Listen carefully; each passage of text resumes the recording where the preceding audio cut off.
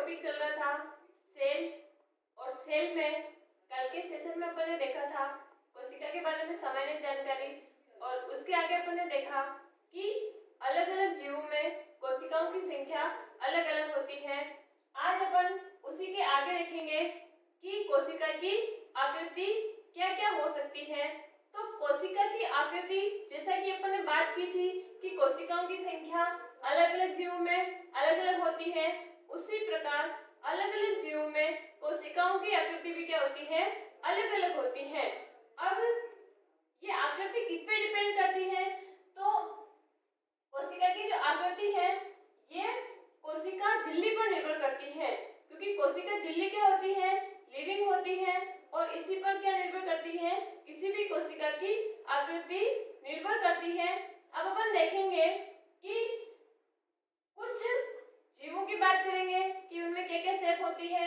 तो सबसे पहले बात करें पादप की, तो पादप में एक कोशिका की आकृति सामान्यतः कैसी होती है, आयताकार होती है।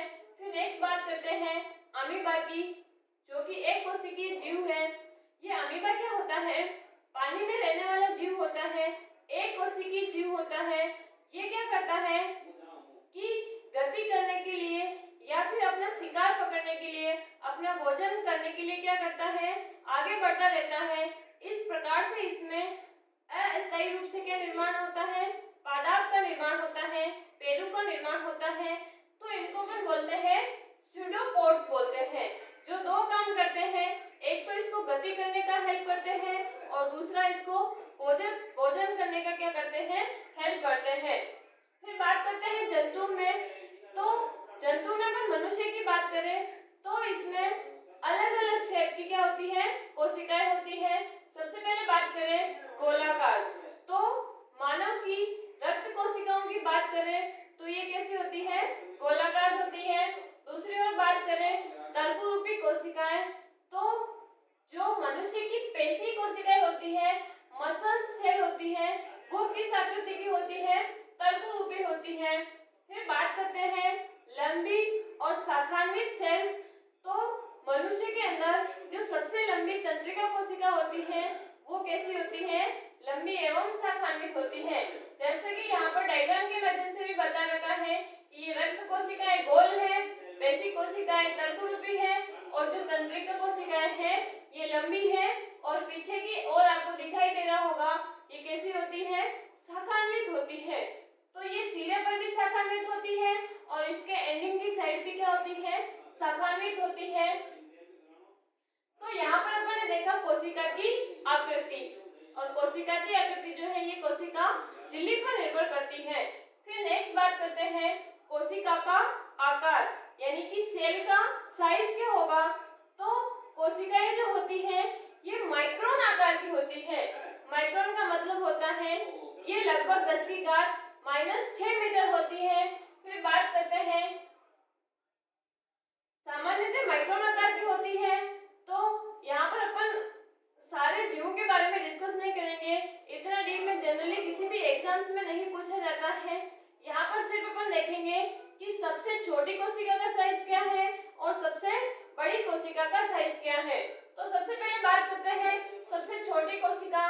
तो सबसे छोटी कोशिका जो होती है ये जीवाणु कोशिका होती है, और जीवाणु कोशिका के अंदर अगर अपन बात करते हैं तो उसका नाम होता है पीपीएलओ, यानी कि प्लूरल न्यूमोनिया लाइक ऑर्गेनिज्म, और इसका साइज होता है 0.1 से 0.5 माइक्रोमीटर।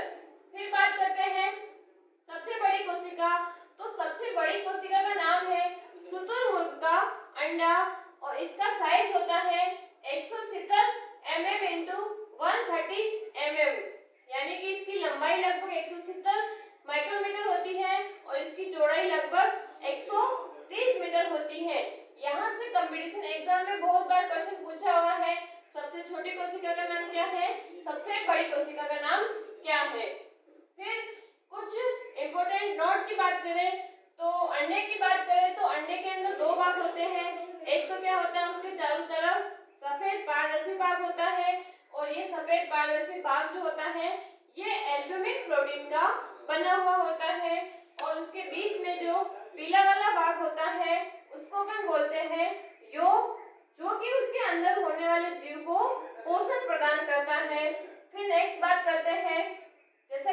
बोला कि किसी भी कोशिका की आकृति किस पर निर्भर करती है, कोशिका झिल्ली पर निर्भर करती है।